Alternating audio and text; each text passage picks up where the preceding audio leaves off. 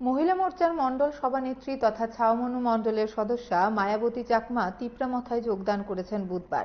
এদিন রাজবাড়িতে এসে প্রদ্যুৎ কিশোর দেববর্মার হাত ধরে তিনি আরও 4 জনকে সাথে নিয়ে মথার পতাকা হাতে তুলে নেন। মায়াবতী চাকমা জানান, তারা বহু পুরনো কার্যকর্তা হয়েও দলের সম্মান পাচ্ছেন না, এমনকি গ্রামে উন্নয়ন হচ্ছে না, তাই জনগণের স্বার্থে তিনিও মথায় যোগদান করেছেন।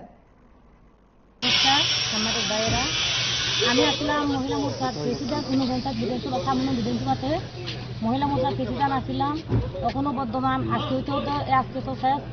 আর মণ্ডলের সদস্য আমি অনেক দুঃখের কারণে আমি আজকে মহারাজার হাত ধরে আজকে তিপ্রামথাতে জয়েন করেছিলাম।